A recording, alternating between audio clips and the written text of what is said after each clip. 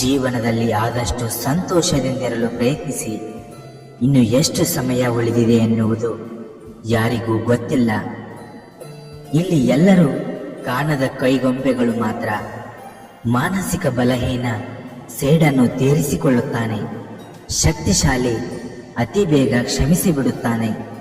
ಬುದ್ಧಿವಂತ ಮರೆತೇ ಬಿಡುತ್ತಾನೆ. ನೀನು ಶಕ್ತಿಶಾಲಿ ಬುದ್ಧಿವಂತನಾಗು. ಎಲ್ಲರ ತಪ್ಪುಗಳನ್ನು ಕ್ಷಮಿಸಿಬಿಡು ಮತ್ತು ಮರೆತು ಬಿಡು. ನೀನು ಒಳ್ಳೆಯ ಮಾರ್ಗದಲ್ಲಿಯೇ ಸಾಗುತ್ತಿದ್ದೇನೆ ಎಂಬ ಆತ್ಮವಿಶ್ವಾಸ ಇದ್ದರೆ ಬೇರೆಯವರ ಮಾತಿಗೆ ತಲೆ ಕೆಡಿಸಿಕೊಳ್ಳಬೇಡ. ನಿನ್ನಷ್ಟಕ್ಕೆ ನೀನು ಮುನ್ನುಗ್ಗು. ಹೇಗಿದ್ದರೂ ಜನ ಆಡಿಕೊಳ್ಳುತ್ತಾರೆ. ಆ ಮಾತುಗಳನ್ನು ಲೆಕ್ಕಿಸದೆ ಮುಂದೆ ಸಾಗು. ಮುಂದೊಂದು ದಿನ ಆ ಜನರೇ ನಿನಗೆ ಶರಣಾಗತಿ ಆಗುತ್ತಾರೆ. ಪ್ರಾರ್ಥನೆಗಳು ಫಲಿಸುತ್ತವೆ ಎನ್ನುವುದು ಎಷ್ಟು ಸತ್ಯವೋ, ಶಾಪಗಳು ಫಲಿಸುತ್ತವೆ ಅನ್ನುವುದು ಅಷ್ಟೇ ಸತ್ಯ. ದಯವಿಟ್ಟು ಯಾರಿಗೂ ನೋವು ನೀಡುವ ಮುನ್ನ ಒಂದೇ ಒಂದು ಬಾರಿ ಯೋಚಿಸಿ. ಈ ಜೀವನದ ಬಗ್ಗೆ ತುಂಬ ಯೋಚನೆ ಮಾಡದಿರಿ. ನಾನು ತುಂಬ ಯೋಚನೆ ಮಾಡಿಯೇ ನಿಮಗೆ ಈ ಜನ್ಮವನ್ನು ಕೊಟ್ಟಿದ್ದೇನೆ.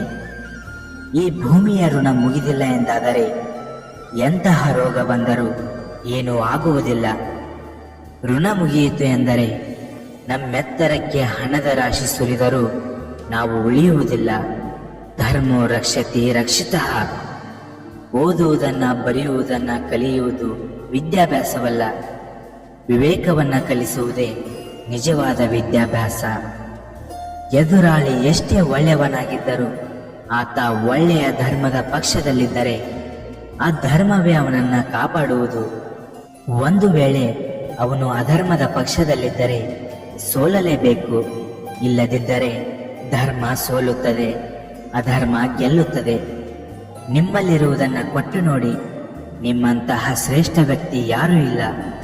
ಕೊಟ್ಟಿರುವುದನ್ನು ಮರಳಿ ಕೇಳಿ. ನಿಮ್ಮಂತಹ ದುಷ್ಟ ವ್ಯಕ್ತಿ ಯಾರೂ ಇರುವುದಿಲ್ಲ. ಇದು ಇವತ್ತಿನ ವಾಸ್ತವವಾಗಿದೆ. ಇನ್ನೊಬ್ಬರ ತುಳಿತಕ್ಕೆ ಸಿಗದೆ ಆಡಿಕೊಳ್ಳುವವರ ಬಾಯಿಗೆ ತುತ್ತಾಗದೆ ಯಾರೂ ಬೆಳೆದಿಲ್ಲ. ಮನುಷ್ಯ ಒಳ್ಳೆಯವನಾಗಿದ್ದರೂ ಮಾತನಾಡುತ್ತಾರೆ, ಕೆಟ್ಟವನಾಗಿದ್ದರೂ ಮಾತನಾಡುತ್ತಾರೆ. ಎಲ್ಲರೂ ಎಲ್ಲರಿಗೂ ಒಳ್ಳೆಯವರಾಗಲು ಹೇಗೆ ಸಾಧ್ಯ?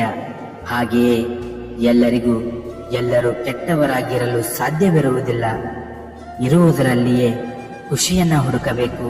ಏಕೆಂದರೆ ಸಿಗದೇ ಇರುವುದರ ಹಿಂದೆ ಎಷ್ಟೇ ಓಡಿ ಹೋದರೂ ನಿಮಗೆ ಹೆಚ್ಚು ನೋವೇ ಸಿಗುತ್ತದೆ. ಯಾವ ಕಾಲಕ್ಕೂ ಇನ್ನೊಬ್ಬರ ಮೇಲೆ ಕೋಪಿಸಿಕೊಳ್ಳದೇ ಇರುವುದು. ಅಹಿತಕರ ಘಟನೆ ನಡೆದಾಗ ಕೋಪ ಬರಬಹುದು, ಆದರೆ ನಿಮ್ಮನ್ನು ಕೋಪದ ಕೈಗೆ ಎಂದಿಗೂ ಕೊಡಬೇಡಿ.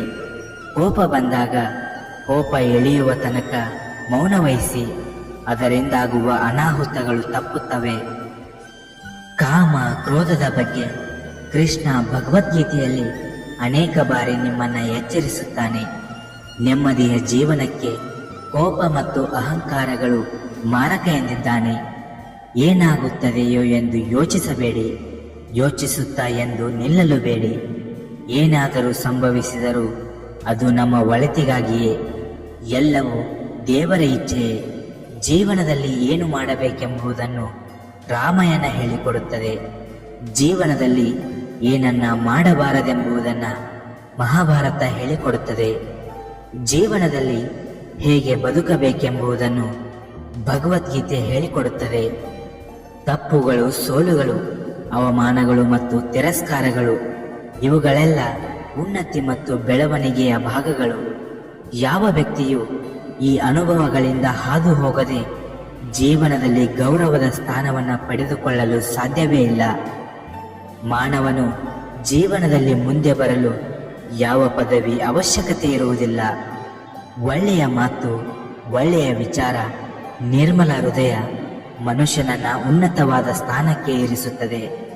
1,00,000 ರೂಪಾಯಿಗೆ 1 ರೂಪಾಯಿ ಕಡಿಮೆ ಆದರೂ ಅದು ಲಕ್ಷ ಅನಿಸಿಕೊಳ್ಳುವುದಿಲ್ಲ. ಹಾಗೆಯೇ ನಾವು ಎಷ್ಟೇ ಸಂಪಾದನೆ ಮಾಡಿದರೂ ಸಂಬಂಧದಲ್ಲಿ ಪ್ರೀತಿ, ದೇವರಲ್ಲಿ ಭಕ್ತಿ ಇಲ್ಲದೆ ಇದ್ದರೆ ಆ ಬದುಕು ಪೂರ್ಣ ಎನಿಸಿಕೊಳ್ಳುವುದಿಲ್ಲ. ನಿಮ್ಮ ಒಳ್ಳೆತನವನ್ನು ಸಾಬೀತುಪಡಿಸುವುದರಲ್ಲಿ ಯಾವುದೇ ಪ್ರಯತ್ನ ಬೇಡ. ನಿಮ್ಮ ವ್ಯಕ್ತಿತ್ವವು ವಿಶೇಷವಾಗಿದ್ದರೆ ಆ ಸಮಯವೇ ನಿಮ್ಮನ್ನು ಯೋಗ್ಯರನ್ನಾಗಿಸುತ್ತದೆ. ಪರಮಾತ್ಮನು ಕೆಟ್ಟವರನ್ನ ಕೊಂದು ಈ ಭೂಮಿಯ ಮೇಲೆ ಧರ್ಮ ಸ್ಥಾಪನೆ ಮಾಡುವುದಿಲ್ಲ. ಬದಲಾಗಿ ಕೆಟ್ಟವರಿಗೆ ತನ್ನಲ್ಲಿರುವ ಜ್ಞಾನವನ್ನ ಕೊಟ್ಟು ಒಳ್ಳೆಯವರನ್ನಾಗಿ ಪರಿವರ್ತಿಸಿ ಈ ಭೂಮಿಯ ಮೇಲೆ ಧರ್ಮ ಸ್ಥಾಪನೆ ಮಾಡುತ್ತಾನೆ. ಹಿಂಡಿದ ಹಾಲು ಹೇಗೆ ತಕ್ಷಣವೇ ಮೊಸರಾಗುವುದಿಲ್ಲವೋ, ಇಂದು ಮಾಡಿದ ಪಾಪ ಕೃತ್ಯಗಳ ಫಲ ತಕ್ಷಣಕ್ಕೆ ಅನುಭವಕ್ಕೆ ಬರುವುದಿಲ್ಲ. ಅದು ಬೂದಿ ಮುಚ್ಚಿದ ಕೆಂಡದಂತೆ ಸರಿಯಾದ ಸಮಯವನ್ನ ನೋಡಿ ಸರಿಯಾಗಿ ಸುಡುತ್ತದೆ. ಶೂನ್ಯಕ್ಕೆ ಬೆಲೆ ಬರುವುದು ಅದರ ಹಿಂದಿನ ಅಂಕಿಯಿಂದ. ಮನುಷ್ಯನಿಗೆ ಬೆಲೆ ಬರುವುದು ಅವನ ಹಿಂದೆ ಇರುವ ಭಗವಂತನ ಸಹಯೋಗದಿಂದ. ಬೇಡವೆಂದವರಿಗೆ ಭಾರವಾಗುವ ಬದಲು ಬೇಕೆನ್ನುವವರಿಗೆ ಬೆಳಕಾಗಿ ಬದುಕುವುದು ಒಳ್ಳೆಯದು. ಹೊಡೆತಗಳ ನೋವನ್ನ ತಡೆದುಕೊಳ್ಳುವ ಶಕ್ತಿಯನ್ನ ನೀಡುವ ಭಗವಂತ ಸಮಯ ಬಂದಾಗ ತಿರುಗಿಸಿ ಹೊಡೆಯುವ ತಾಕತ್ತನ್ನ ನೀಡುತ್ತಾನೆ. ಯಾರ ಬಾಳು ಬಾಳಲಾರದಷ್ಟು ಕಷ್ಟವಲ್ಲ, ಹಾಗೆಯೇ ಕನಿಷ್ಠವೂ ಅಲ್ಲ. ಬಾಳಿನಿಂದ ಓಡಿ ಹೋಗಬೇಡಿ, ಅದನ್ನ ಎದುರಿಸಿ ಅದನ್ನೇ ಬಾಳಿ. ಆಗ ಕಷ್ಟಗಳು ತಾನಾಗಿಯೇ ಹಿಂದೆ ಸರಿಯುತ್ತವೆ. ಈ ಕೊಳಲನ್ನ ನೋಡಿ ಮನುಷ್ಯ ಕಲಿಯುವುದು ಬಹಳ ಇದೆ. ಕೊಳಲಿನ ಅರ್ಧ ಭಾಗದಷ್ಟು ರಂಧ್ರಗಳೇ ಇದ್ದರೂ ಕೂಡ ಅದು ಮಧುರವಾದ ಸಂಗೀತವನ್ನ ನೀಡಬಲ್ಲದು. ಹಾಗೆಯೇ ಮನುಷ್ಯನು ತನಗೆ ಬರುವ ಕಷ್ಟಗಳನ್ನ ಎದುರಿಸಿ ನಗು ನಗುತ್ತಾ ಬದುಕುವುದನ್ನ ಕಲಿಯಬೇಕು. ತೊಂದರೆಗಳಿಗೆ 2 ಪ್ರಮುಖ ಕಾರಣಗಳಿವೆ. ಮೊದಲನೆಯದು ನಾವು ಕೆಟ್ಟವರ ಮೇಲೆ ನಂಬಿಕೆ ಇಡುವುದು, ಇನ್ನೊಂದು ಒಳ್ಳೆಯವರ ಮೇಲೆ ಸಂಶಯ ಪಡುವುದು. ದೇವರು ತಡ ಮಾಡಿದರೂ ನ್ಯಾಯವನ್ನೇ ಮಾಡುತ್ತಾನೆ, ಅನ್ಯಾಯವನ್ನ ಮಾಡುವುದಿಲ್ಲ. ತಡವಾಗುವುದರ ಹಿಂದೆ ಅದ್ಭುತಗಳು ನಡೆಯುತ್ತವೆ, ಕಾದು ನೋಡಬೇಕಷ್ಟೇ. ಯಾವ ವ್ಯಕ್ತಿಯು ತನ್ನ ಜೀವನದುದ್ದಕ್ಕೂ ಕೆಟ್ಟದ್ದನ್ನ ನೋಡಿರುತ್ತಾನೋ ಅವನು ಎಂದಿಗೂ ಯಾರಿಗೂ ಕೆಟ್ಟದ್ದನ್ನ ಬಯಸುವುದಿಲ್ಲ. ಸತ್ಯದ ದಾರಿ ಹಿಡಿದವರು ಸ್ವಲ್ಪ ನೋವು ಅನುಭವಿಸಿದರೂ ಕೂಡ ಕೊನೆಯಲ್ಲಿ ನೆಮ್ಮದಿಯಿಂದ ಇರುತ್ತಾರೆ. ಅಸತ್ಯ ದಾರಿ ಹಿಡಿದವರು ಜೀವನದುದ್ದಕ್ಕೂ ನೆಮ್ಮದಿಯಿಂದ ಇದ್ದರೂ ಕೊನೆ ಗಳಿಗೆಯಲ್ಲಿ ನರಕವನ್ನು ಅನುಭವಿಸಿ ಮುಕ್ತಿಯಿಂದ ಶಾಶ್ವತರಾಗಿ ವಂಚಿತರಾಗುತ್ತಾರೆ. ಕಾಲ ಯಾವತ್ತೂ ಕೂಡ ಒಂದೇ ರೀತಿ ಇರುವುದಿಲ್ಲ. ಇವತ್ತು ಸೋತವರು ನಾಳೆ ಗೆದ್ದೇ ಗೆಲ್ಲುತ್ತಾರೆ. ಅದೇ ಧರ್ಮ.